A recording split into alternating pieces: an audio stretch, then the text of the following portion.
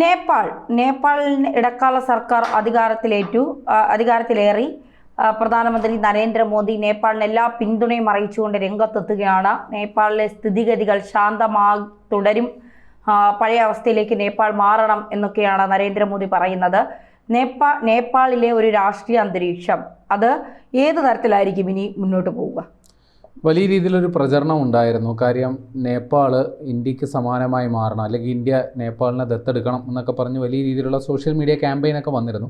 പക്ഷേ അത്തരത്തിലുള്ളൊരു ക്യാമ്പയിനൊക്കെ അടിസ്ഥാനരഹിതമാണ്. അതൊന്നും ആരും അത് കാര്യമാക്കി ഗൗരവത്തിലെടുത്തിരുന്നില്ല.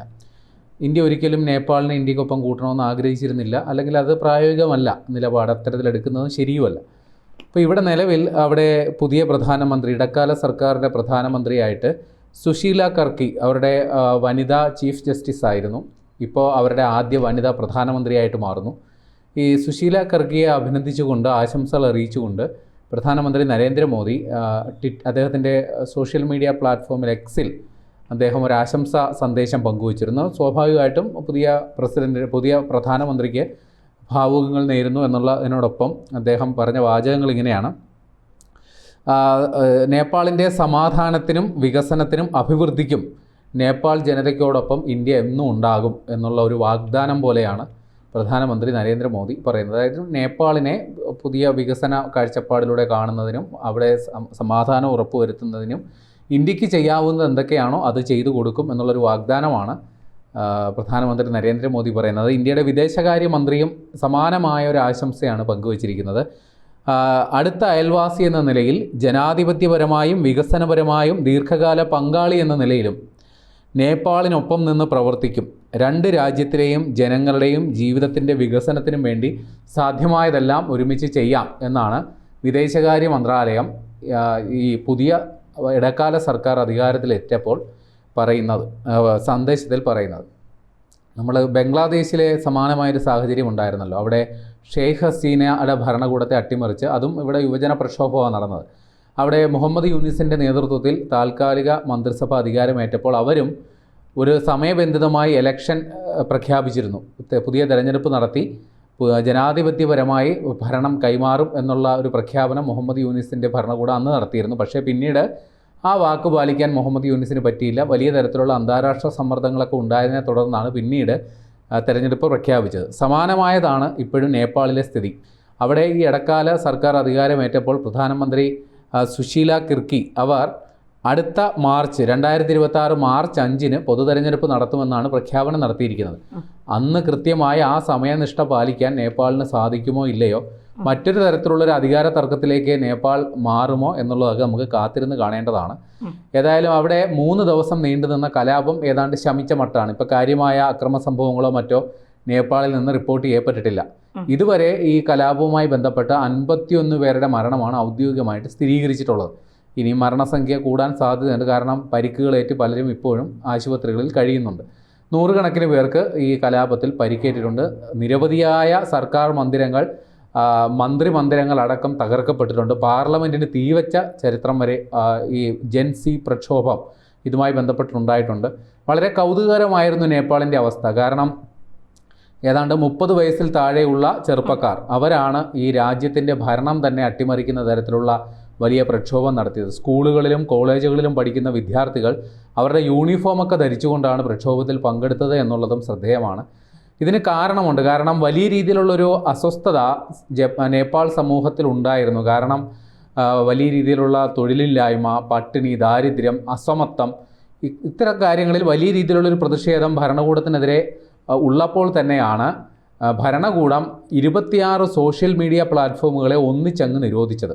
അതിന് കൃത്യമായ കാരണം അവർക്കുണ്ടായിരുന്നു. കാരണം ഇത് സ്വകാര്യതാ നിയമലംഘനം നടത്തുന്നു, രാജ്യസുരക്ഷയെ ബാധിക്കുന്ന പ്രശ്നങ്ങൾ അതുമായി ബന്ധപ്പെട്ടുണ്ട്. അതുകൊണ്ട് ഇത്തരം സോഷ്യൽ മീഡിയ പ്ലാറ്റ്ഫോമുകളൊക്കെ വാർത്താ വിതരണ മന്ത്രാലയത്തിന് കീഴിൽ രജിസ്റ്റർ ചെയ്തത് മാത്രമേ അനുവദിക്കൂ എന്നുള്ള നിലപാട് പറഞ്ഞാണ് കഴിഞ്ഞ 4-ാം തീയതി നേപ്പാൾ ഭരണകൂടം 26 സോഷ്യൽ മീഡിയ പ്ലാറ്റ്ഫോമുകൾ, അതിൽ ഫേസ്ബുക്ക് ഉണ്ട്, ട്വിറ്റർ ഉണ്ട്, വാട്സാപ്പ് ഉണ്ട്, ഇൻസ്റ്റാഗ്രാം ഉണ്ട് അടക്കമുള്ള ജനപ്രിയമായിട്ടുള്ള എല്ലാ പ്ലാറ്റ്ഫോമുകളെയും ഒന്നിച്ചങ്ങ് റദ്ദാക്കിയത്.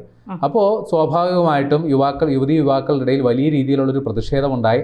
അവർ കാഠ്മണ്ഡുവിൽ സംഘടിച്ച് സമാധാനപരമായൊരു പ്രതിഷേധമാണ് ആദ്യം തുടങ്ങിയത്. പക്ഷേ അതിൽ ചില ആൾക്കാർ പാർലമെൻറ്റ് മന്ദിരത്തിലേക്ക് ഇരച്ചു കയറി.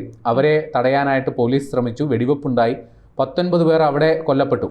അപ്പോൾ ഇത് രാജ്യവ്യാപകമായൊരു പ്രതിഷേധത്തിലേക്ക് പോയി. എന്നാൽ പ്രമുഖ രാഷ്ട്രീയ പ്രസ്ഥാനങ്ങളൊന്നും തന്നെ ഇത് അമ്പരന്ന് നിന്നു, അല്ലാണ്ട് ഏതെങ്കിലും തരത്തിൽ പ്രതിപക്ഷമടക്കം ഈ സമരത്തിൻ്റെ പങ്കാളികളായില്ല. അതുകൊണ്ട് എന്ത് പറ്റി? അവിടുത്തെ ക്യാബിനറ്റ് മന്ത്രിമാരടക്കം പലരും ജനകീയ വിചാരണ, നടുറോഡിൽ പൊതുവിചാരണ നേരിടേണ്ടി വന്നു. പലരും പട്ടിയെ തല്ലുന്ന പോലെ അവരെ തല്ലുന്ന ദൃശ്യങ്ങളും പുറത്തു വന്നു. ആ ക്യാബിനറ്റ് യോഗത്തിൽ ഉടൻ തന്നെ പ്രധാനമന്ത്രി KP ശർമ്മ ഒലി ഈ പറയുന്ന സോഷ്യൽ മീഡിയ പ്ലാറ്റ്ഫോമുകൾക്ക് പ്രഖ്യാപിച്ച വിലക്ക് പിൻവലിച്ചുകൊണ്ടുള്ള ഉത്തരവ് ഇറക്കി. പക്ഷേ അതുകൊണ്ടൊന്നും ഫലമുണ്ടായില്ല. അവിടെ സർക്കാരിന് പിടിച്ചു നിൽക്കാൻ പറ്റിയില്ല. അവസാനം സർക്കാരിന് പട്ടാളത്തിൻ്റെ സഹായം തേടേണ്ടി വന്നു. അപ്പോൾ പട്ടാള മേധാവി എടുത്ത നിലപാടാണ് ശ്രദ്ധേയം. അവർ പറഞ്ഞു, ഇത്രയും വലിയ ജനകീയ പ്രക്ഷോഭത്തെ പട്ടാളത്തിന് അടിച്ചമർത്താൻ സാധിക്കില്ല, ചെയ്യാവുന്ന ഏക വഴി പ്രധാനമന്ത്രി രാജിവെച്ചൊഴിയുക, അപ്പോൾ ഈ പ്രക്ഷോഭകർക്ക് തൃപ്തരാകും. അങ്ങനെ നിർബന്ധിതാവസ്ഥയിൽ പ്രധാനമന്ത്രി KP ശർമ്മ ഒലി 73 വയസ്സുകാരൻ അദ്ദേഹം ആ നാട് വിട്ടു എന്നാണ് പറയുന്നത്. പക്ഷേ അദ്ദേഹം നാട് വിട്ടു എന്ന് പറയുന്നെങ്കിലും ഈ ഹെലികോപ്റ്ററിലാണ് അദ്ദേഹത്തെ അവിടെ നിന്ന് രക്ഷപ്പെടുത്തി കൊണ്ടുപോയത്. അദ്ദേഹം നേപ്പാളിനുള്ളിൽ തന്നെ ഉണ്ടോ അതോ രാജ്യത്തിന് പുറത്തേക്ക് അദ്ദേഹം പോയോ എന്നുള്ള കാര്യത്തിലൊന്നും വ്യക്തതയില്ല. ഏതായാലും അവിടെ ഒരു ഭരണ അട്ടിമറി ഉണ്ടായി. ഒരു ജനകീയ സർക്കാർ ഇനി എന്ന് അവിടെ ഉണ്ടാകും എന്നുള്ള കാര്യത്തിൽ വ്യക്തതയില്ല. ഇപ്പോൾ വന്നേക്കുന്ന താൽക്കാലിക ഭരണകൂടമാണ്. പക്ഷെ അവിടെയും ഒരു പ്രശ്നമുണ്ട്. ഈ പറയുന്ന സുശീല കിർക്കി എന്ന് പറയുന്ന ഈ വനിതയ്ക്ക്, അവർ മുൻ ചീഫ് ജസ്റ്റിസാണ്. അത്തരത്തിൽ കോടതിയിലെ ഉന്നത പദവി വഹിച്ചിരുന്ന ഒരാൾക്ക് ജനകീയ അല്ലെങ്കിൽ ജനാധിപത്യ സ്വഭാവമുള്ള ഭരണഘടനാപരമായ പദവികൾ വഹിക്കാനായിട്ട് നേപ്പാൾ ഭരണഘടന അനുവദിക്കുന്നില്ല. പക്ഷേ ഇക്കാര്യത്തിൽ ഇവിടെയും ഒരു കൗതുകരമായ സംഗതി ഉണ്ടായി. ഈ ജൻ സി പ്രക്ഷോഭം നടത്തിയ യുവജനങ്ങൾ സോഷ്യൽ മീഡിയ വഴി ക്യാമ്പയിൻ നടത്തി വോട്ട് ചെയ്ത ഏറ്റവും ജനകീയതയുള്ള നേതാവ് ആരാണോ അവരെ പ്രധാനമന്ത്രിയാക്കാം. അങ്ങനെ ഏറ്റവും കൂടുതൽ വോട്ട് കിട്ടിയത് സുശീല കർക്കിക്കാണ്. അങ്ങനെ അവരെ സൈന്യം ഇടപെട്ട് സുശീല കർക്കിയെ പുതിയ പ്രധാനമന്ത്രിയായിട്ട് അവിടെ ചുമതല ഏൽപ്പിച്ചിട്ടുണ്ട്. സുശീല കർക്കിക്ക് മുമ്പിൽ ഇനി വലിയ വെല്ലുവിളിയാണ്. കാരണം ഏത് സാഹചര്യത്തിലാണ് അവിടെ ഭരണം അട്ടിമറിക്കപ്പെട്ടത് എന്നുള്ള എല്ലാവർക്കും അറിയാം. വലിയ രീതിയിലുള്ള അഴിമതി അവിടെ ഉണ്ടായി, വലിയ രീതിയിലുള്ള അസമത്വം ഉണ്ടായി, വലിയ രീതിയിലുള്ള അതൃപ്തി ജനങ്ങൾക്കിടയിലുണ്ടായി.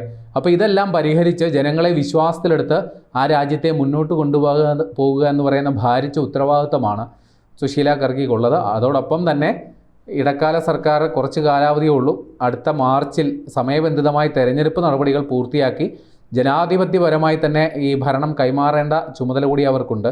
അവിടെ രാഷ്ട്രപതി എടുത്ത നിലപാടാണ് ഏറ്റവും നിർണായകം. കാരണം നിലവിലെ അവിടെ ഭരണഘടന അനുസരിച്ച് ഇപ്പോഴും അവിടെ ഈ KP ശർമ്മ ഒലി നേതൃത്വം നൽകുന്ന മുന്നണിക്ക് തന്നെയാണ് ഭൂരിപക്ഷമുള്ളത്. അവരുടെ കാലാവധി പൂർത്തിയായിട്ടില്ല. അതിനു മുമ്പാണ് അവർക്ക് രാജ്യം വിട്ട് അല്ലെങ്കിൽ ഭരണം വിട്ട് ഒഴിയേണ്ടി വന്നത്. അപ്പോൾ ഇനി രാഷ്ട്രപതി ഇടപെട്ട് ഈ ഭൂരിപക്ഷമുള്ള ഏറ്റവും കൂടുതൽ എന്താ പറയുക സീറ്റുകളുള്ള രാഷ്ട്രീയ മുന്നണിയെ സർക്കാർ ഉണ്ടാക്കാൻ ക്ഷണിക്കുമോ അതോ നേരത്തെ പറഞ്ഞതുപോലെ പൊതു തെരഞ്ഞെടുപ്പിലേക്ക് തന്നെ രാജ്യം പോകുമോ? ഇതൊക്കെ കാത്തിരുന്ന് കാണേണ്ട സംഗതിയാണ്.